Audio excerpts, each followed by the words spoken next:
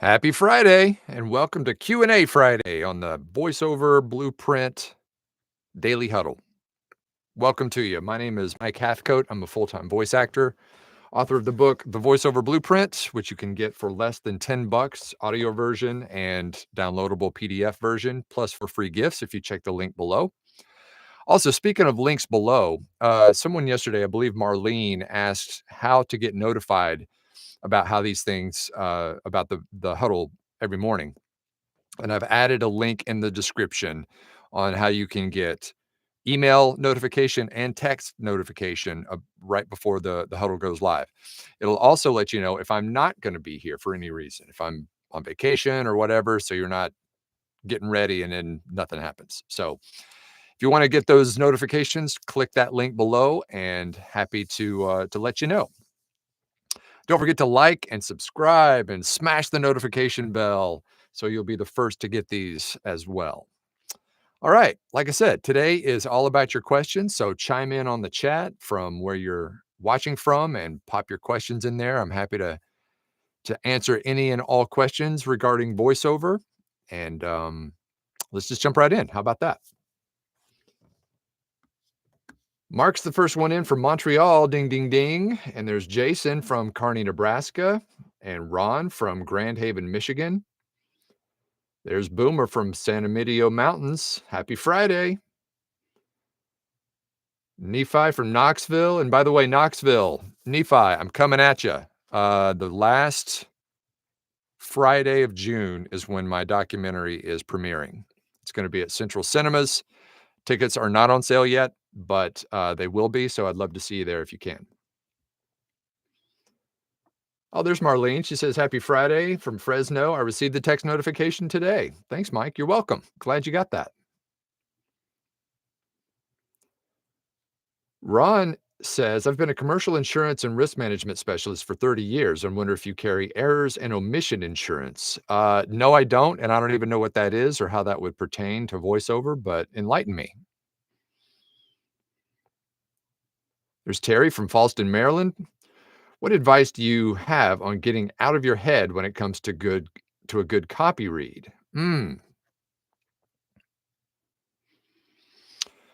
Let me ponder that. When you say out of your head, you mean I might need a little clarification on that. So are you meaning that the copy is good and you just can't seem to figure out how to deliver it? Or maybe the copy is bad and you're trying to make it good? Or what? Give me a little bit more context there. Because I'm not sure what you mean by out of your head. Or yeah, out of your head. There's Sean from Longview and Mary from New Jersey. There's Sarah from Kentucky. Kirk says, howdy, boss.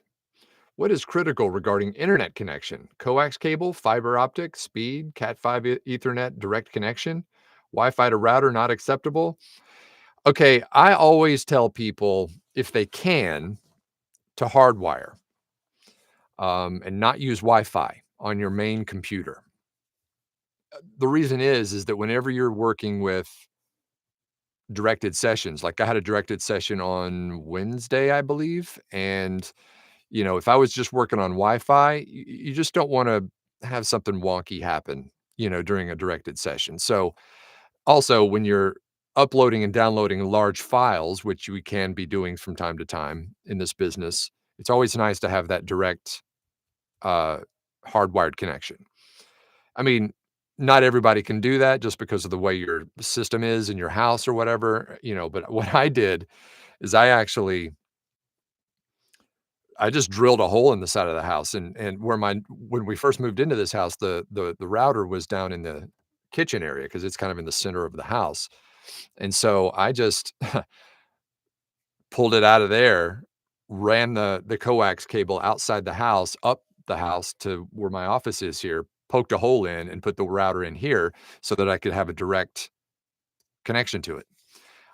So not everybody can do that or has the ability to do that. So you kind of have to work up what you got. Obviously, fiber is way better. I mean, fiber is slowly making headway in a lot of places. Um, it just hit here, and I'm hopefully gonna take advantage of it when it's available in my actual neighborhood. But fiber's always better because it's the highest possible speed. Once again, not everybody has that in their area. So, I guess the simple answer is the faster the better. Whatever the fastest possible connection you can get from your service provider, do that. And of course, hardwired is always best.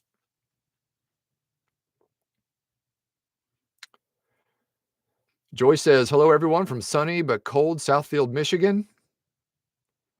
There's Wayne from Port Orchard, Washington. "I think you said you're working off your external hard drive. Are you backing up that hard drive to the cloud? Carbonite, Dropbox, Google Drive?" I'm not. The only thing that I put out of all of those, I do use Google Drive and Dropbox, but I don't upload everything to that. I upload things that I want to save, like jobs that I've gotten where they've sent me the project back and I want to keep it forever, so I can have it for my portfolio. I upload that to the cloud. Um, my demos, stuff like that that I definitely don't want to lose. I upload all that stuff. And I use a lot of video because I'm also a video editor, too. And so anything that I wanna save, I do that, but I use an external, a 4 gigabyte or I'm sorry, a 4 terabyte external drive so that if I ever have a problem with my computer, I just unplug the drive, can plug it into a new computer or my laptop if I need to, and I'm back in business. Um, so that's really all I do. I probably should, to be honest with you, I probably should back everything up to the cloud just in case. But right now, as we sit here today, I do not do that for everything. It's a good idea, though. There's Dennis from Pasadena. There's Jay from Covington, Georgia, and Rick from St. Paul, Andrew from Latvia, Tracy from Rochester, Minnesota. Can you tell me what steps are taken on doing a VO audit? A VO audit. I'm not even sure what that means. Could you explain that, Tracy? Um, VO audit.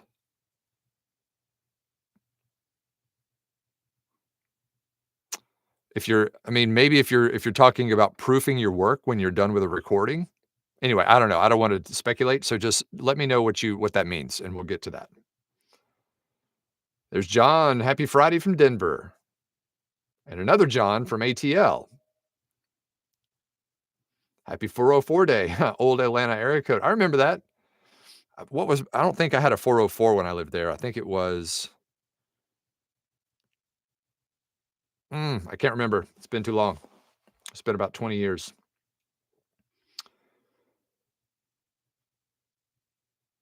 Edwin says, "Hey, my VO people from Charlotte, North Carolina.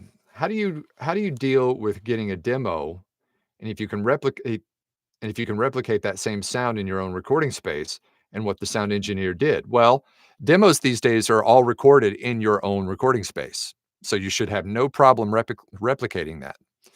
Um, as long as you've gotten an engineer to dial in your sound based on your space and your voice and your microphone and everything. If you get an effects rack from an engineer and you record your demo in your space, you shouldn't have any problem replicating that sound. That's how it's done these days.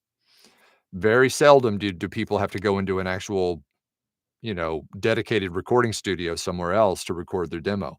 It's still done, I'm sure, but the vast majority of demos are recorded in your own space with direction from a producer on Zoom or something like that.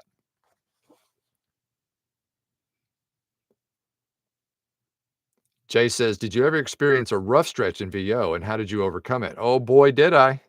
I think everybody does. And you can define rough stretch several different ways. It's definitely rough at the beginning for most everyone because you're just getting traction and you're just trying to kind of learn everything you can and move forward and no matter how slowly. So that could be a little rough.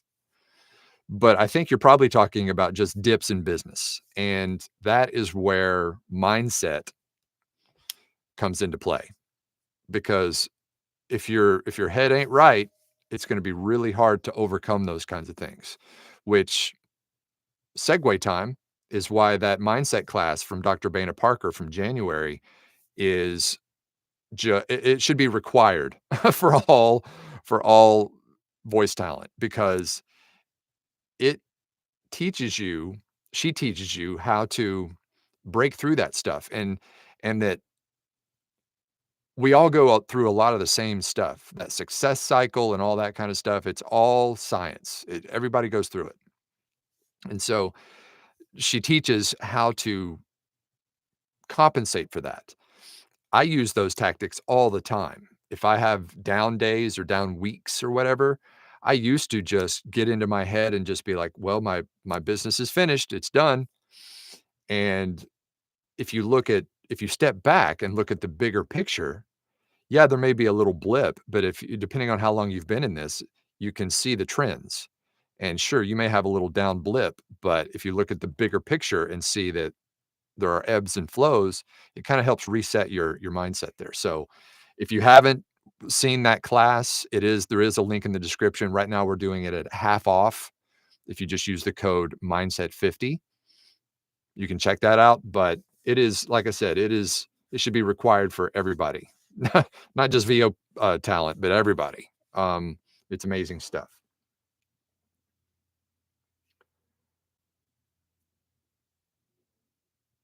Oh, Terry, okay, here's his qualification or his clarification. He says, good copy, but overthinking the presentation. I hope this helps. Okay, great. So most of the time you're going to get some direction from the client. You know, we want it read this way, that way, whatever. If for some reason you don't have that, you know, they haven't given you any kind of direction, what my best advice would be is to use the context of the script. And 9 times out of 10, they're gonna want something that's conversational. Conversational is king right now. If you if you interpret the script as, you know, technical or you know, scientific or something like that, medical, then you may wanna be a little bit more, um, to the point and no nonsense, but most of the time, people want something that sounds real and natural, and in that case, if they haven't given you direction, just go with that. Just try to be your friendly, natural self, conversational. And then at that point, just rely on them to give you the feedback. You know, don't get in your own head too long. I mean, you know, analysis paralysis, right? Don't do that. Do what you think is right, send it off. Most of the time, they'll probably be fine with that. If not, they'll let you know. It's a back and forth. Don't feel like you need to nail it. I mean, you wanna strive to nail it the first time, but don't feel bad if you don't, because that's just the game. That's the business. Back and forth, which is why I like directed sessions because it's immediate. You get the feedback immediately, and you can course correct if you need to. So, that's why I love directed sessions, but not every session is that way. So, just give it your best shot. What you think might be right, let them tell you if not.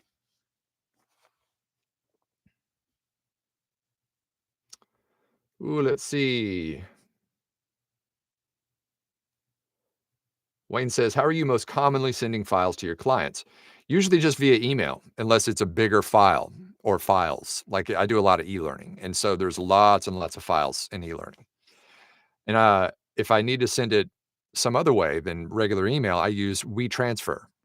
WeTransfer is a free service that gives you up to, I believe, 2 gigs for free. You can send up to 2 gigs for free.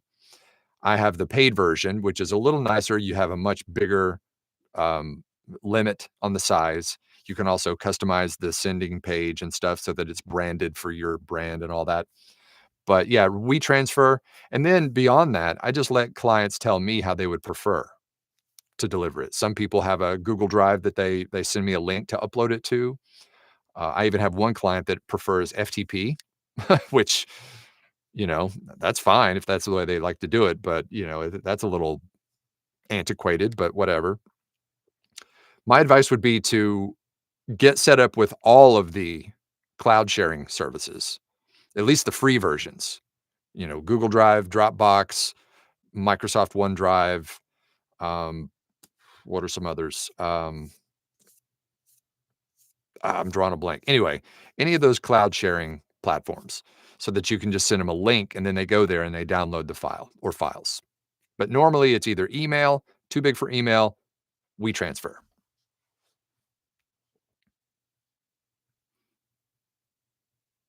Andrew says, I heard that internet is very expensive in the US. I don't know. I mean, define expensive. I mean, we use internet for everything. So, I mean, TV, you know, work, everything, right? So, I mean, it's like we've got a special situation because we're what's known as a hub house for our local internet. So we actually get it. I'm kind of I'm kind of ashamed to say it, but we get it for $1 a month because we have a tower on top of our house that helps everybody else too. So in exchange for being a hub house, we get basically free internet, which is, I know, sorry. But before we did that, it was about 120 bucks a month. But remember, you're using internet for everything these days. Most people do.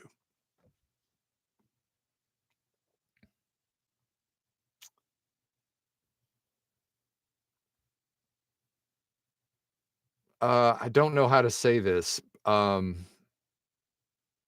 JR Dog Rider, hopefully that's right, from Austin, Texas. What are some good suggestion tips and pointers for a mobile recording rig? Ooh, good question. So whenever I go on vacation, well, you shouldn't actually work on vacation. You should take some time to recharge and unplug and get away. So I guess I should retract that.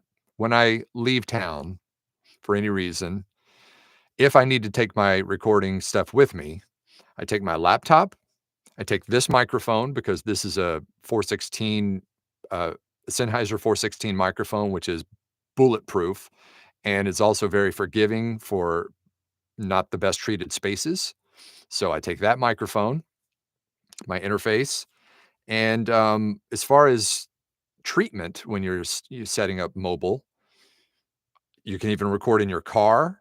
You can set up. I've mentioned this on here before. I've taken um, an ironing board and put it up on top of a desk to kind of give me some height there, and take blankets and make a fort. So you can do that. But really, it's pretty simple these days to take your mobile stuff with you. Microphone.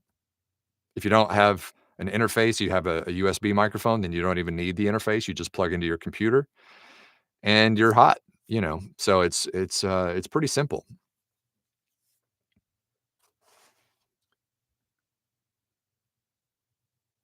Ron says, I launched my first Fiverr gig yesterday and I received 36 impressions and 6 clicks. Is that good?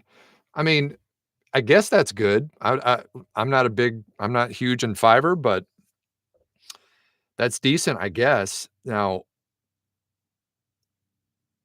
the the important part here is you can get plenty of impressions and plenty of clicks. But if you don't get jobs, then that means you need to do something to your gig to actually make people buy. Because if they're clicking on your profile and they're going there and they're not liking what they see, then you have to make some adjustments. Now, it could just be that your voice didn't fit what they would normally want for their thing, and that's fine. But to be honest, I don't know if that's a good you know, first outing or not on Fiverr.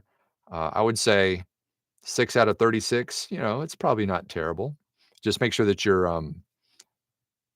gig is dialed in as best it can because you wanna have those conversions, and that's what you wanna start analyzing is your conversion rate. How many people who clicked on your thing bought?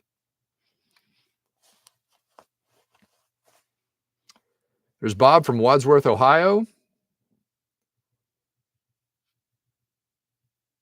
Rich says, "Fiber optic is fantastic. It's a must if you can get it." Yeah.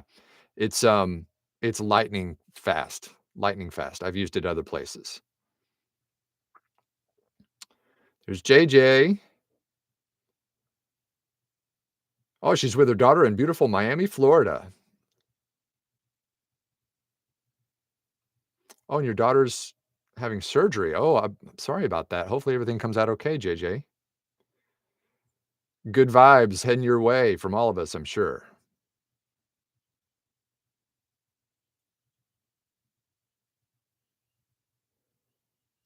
Andrew says, "What if," I guess you mean, what if you ran out of 2 terabyte space on Dropbox? Well, then just jack it up. Although 2 terabytes is enormous, especially if you're just using audio files.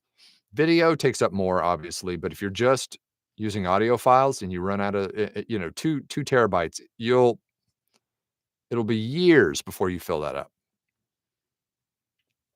That's why I have a 4 terabyte hard drive, because I want to make sure, and I do a lot of video, so I wanna make sure that I never fill it up. Rich says, "I'm in chapter 4 of your book, and there is so much good information." Thank you, Rich. I appreciate that. That means a lot. I'm glad you're liking it.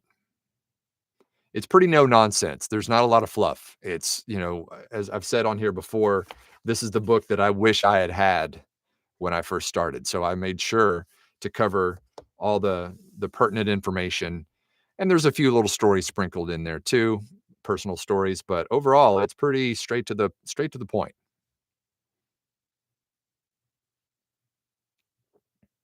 Edwin says, "Nice. I will order the mindset class." Yeah, check it out. Link below. It'll change the whole game for you. If you're if you get imposter syndrome, you've got negative self-talk, you're in that success cycle somewhere and you can't figure out how to push through that next wall, it's gonna just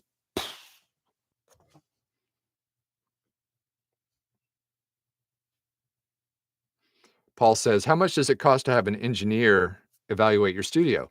Well, I believe Alex charges $40, if I'm not mistaken.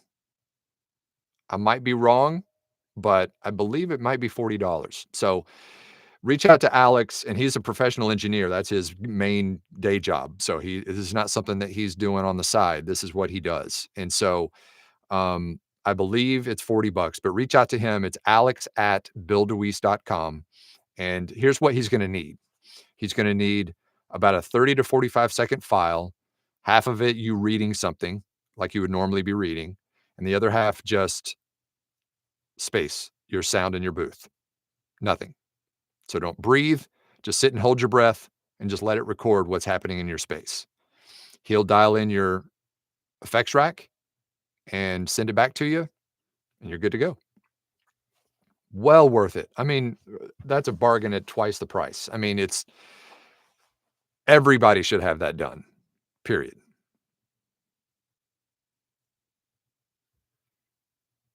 There's Nancy in Yankton, South Dakota.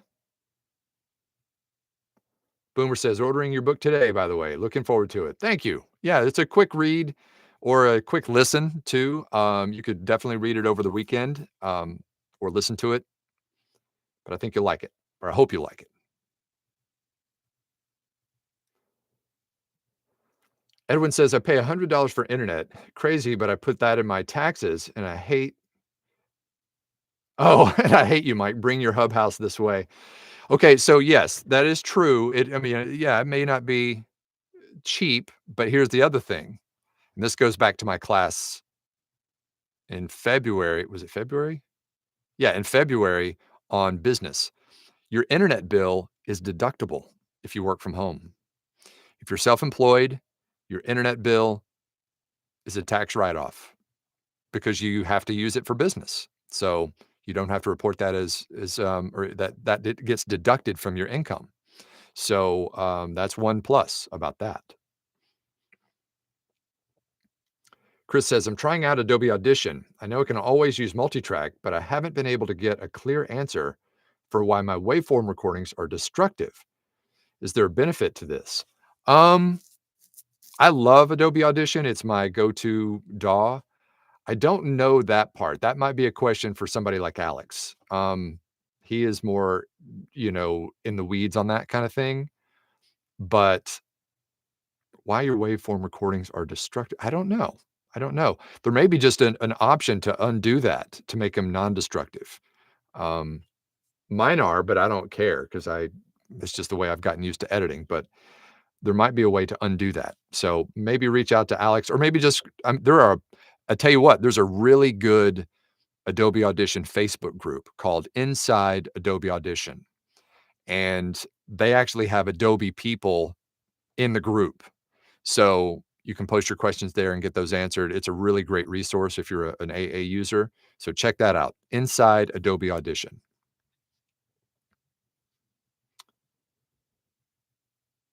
Wayne says, "Internet is cheap now. I remember the old AOL days when we paid by the minute." Yeah, that's true. That's true.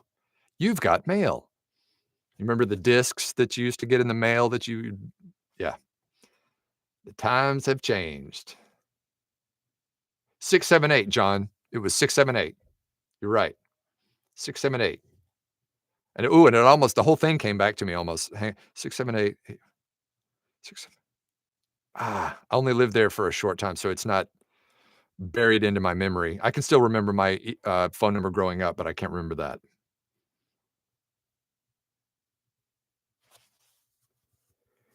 Joy says, "Where's the best place I can go to find casting calls for VO commercials?" Well, lots of places. Agencies, if you're an agent or if you get on an agent's roster, that is probably the main place. That's where I get all mine or most of mine. Agencies, rosters, those are kind of one and the same. Um, so just do a search for voiceover agencies, but make sure that when you reach out to those people, that you have good quality demos and a good website. I know you guys are getting sick of me saying that, but it's so important. Good quality demos and a website before you start reaching out to agencies, rosters, any sort of direct marketing, um, even I just drew a blank. Even video production houses. Those all do commercials. Some are bigger than others, and some of the pay is bigger than others, but that's kind of where you want to go to start doing commercial stuff.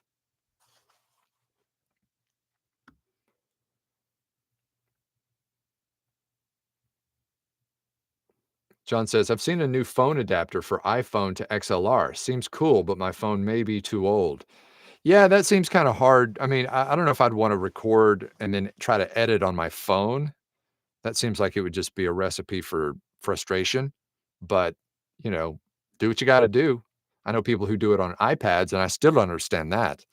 Um, it is so hard to edit with any sort of finger, touchpad or touch screen or anything like that. I don't know how people do it without a mouse. But I guess it can be done if you practice enough. There's Charlie from Wisconsin. How do you feel about the Rochester? Oh, the road. I said it looks like Rochester. How do you feel about the Roadcaster for VO work? Any experience with one? I do not have any experience with one. Um, I know people use it, but I think most people use that specific piece of equipment for podcasts. But it's more of a mixer. I don't know. I don't personally know anyone who uses it for VO work, but I'm sure it's doable, but I personally do not have any experience. I'm sorry.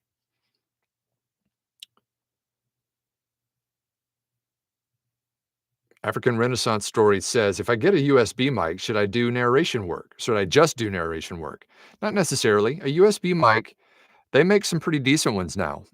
I mean, you know, the whole point of a USB mic is to not have to use any sort of preamp or interface. And so nothing says that you can't do any other kinds of work if you have a USB mic. You can do commercial, you can do audiobook, you can do all the above. Just make sure you have an audio engineer dial in your sound based on your situation. They'll take into account your space, your voice, your microphone, even your DAW. And so once you have all that kind of dialed in, you're good to go. Remember, it's more about the space. It's more about your recording space than the microphone. The microphone is important. Don't get me wrong. But the space that you're recording in, that is hugely important.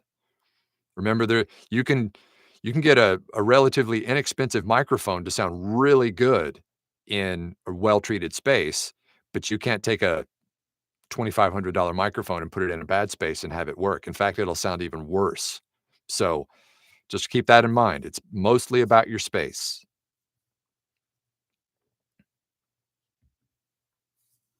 There's Tim in Austin. How long is each of your demo recordings and training sessions? Um, oh, I see what you're saying. Okay. Are you talking about when we do a demo together, how long is each session? Usually about an hour. Of those 4 sessions that I talked about yesterday, where we get the scripts and then we practice and then we record and then we put it all together, each one of those is about an hour, give or take, on Zoom, and they're all recorded so that you can play them back for your practice and stuff like that. But yeah, give or take, about an hour. Some shorter, some longer. Usually, what's interesting about those, if we've done a good job in script selection and practice session, the recording session is usually the shortest of all the sessions, because if you've been practicing, if you've got it dialed in, the recording goes pretty fast. So, I would say it's very rare that that session goes a full hour. Sometimes it does, sometimes it goes longer, but usually that one's in the, 30 to 45 minutes if the practice has been done. Wayne says, "External backup to cloud, my concern, someone breaks in and steals all your tech equipment, or God forbid, the house burns down." Yeah, that's true. That is a good point, having everything up on the cloud. But with the amount of volume that I do, not volume as in loudness, but volume as in a lot, I would have to buy their biggest package or whatever because it's a lot. It's a lot of work. It's a lot of files. But it's a good point. Very good point. Kathleen says, "I haven't contacted Alex because I thought it would be 1,000." Oh my god. No, not at all. No, no, Alex is great, and yeah, it we've got a couple of engineers in the voiceover blueprint. We have Alex and we also have Rob Ryder. Both of them can do effects racks for you. And no, he charges, but like I said, I wanna say it's $40, but I know it's less than 100. No problem. It's less than 100. But once again, that is such a small price to pay for having your audio be dialed in as perfect as it can be. I mean, yeah, still think it's 40 though. So, but yeah, if you want to get that done for any of you, I mean, anybody in the world, just send an email to alex@billdeweese.com. Just name drop me, say, "Hey, Mike mentioned you on the huddle and I need to have my space," and he'll hook you up.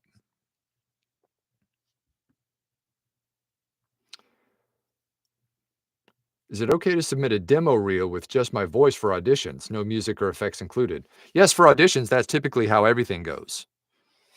Um, now, well, wait a second, maybe back up. If you're submitting a demo for an audition, that's typically not how it's done. Typically, auditions, they will send you a script to record from scratch, their script, and you send them the file. And usually that is done dry, no music, sound effects. If you're talking about demos, submitting a demo for, you know, representation or to see if they can add you to the roster, that's kind of a double-edged sword. If you know how to do production, meaning mixing, mastering, music, and effects, then that's always preferred. If you don't, then you're just gonna make it sound even worse, so you can just send a dry demo. Now, I will say, this is also a reason to not do a DIY demo if you don't know how to do all those other things, because you're gonna submit your dry demo, others are gonna be submitting their fully produced pro demo, and who do you think they're gonna pick? So, first of all, you shouldn't be sending a dry demo out when you're email marketing anyway. Any demo is gonna be fully produced with music and effects, any pro demo. It just is. That's the standard, that's just how it is. So you should never email market anything that is just dry, because once again, it screams DIY. But if you're just creating a DIY demo to play on places like Fiverr and Upwork, a dry demo is okay, but once again, you're still gonna be up against people who don't have those dry demos and have fully produced spots and demos. So, keep that in mind. You're gonna be up against people who do, so If at all you can do a pro demo, that's preferred. Think about your competition.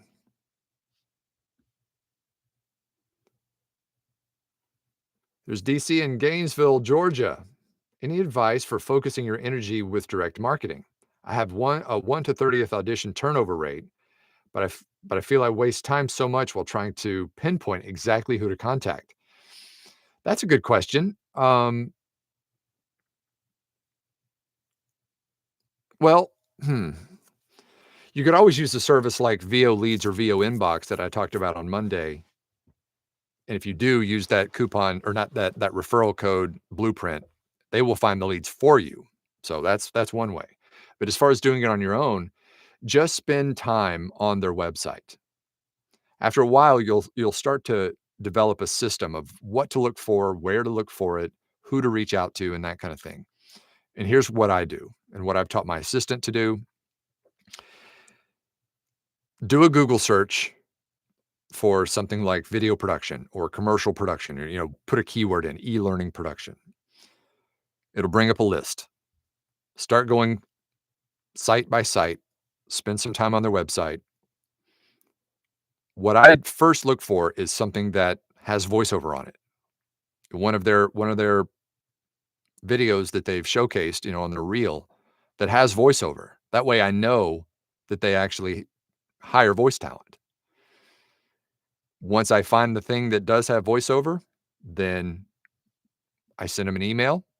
If I can't find a name or an email address on the website, I use a product like Apollo.io, or is it Apollo.ai? Anyway, Apollo email finder, and then I can find the right person, and then I just send the email out, and then rinse and repeat. Do it over and over and over again. Um, and that's pretty much it. It's basically, it's pretty basic, but you just have to keep doing it. Remember my thing from the other day that, it's simple, not easy? The process is simple, you just have to do a lot of it.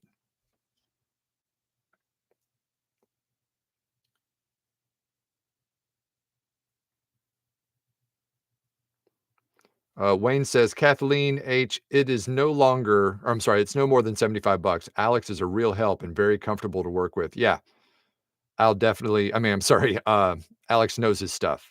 Yeah.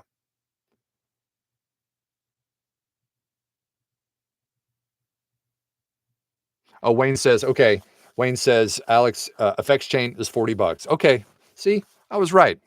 Even a broken clock is right twice a day. But yeah, 40 bucks and he'll hook you up with an effects chain. He can do that for Adobe Audition, for Audacity, and I believe he can even do stuff for like,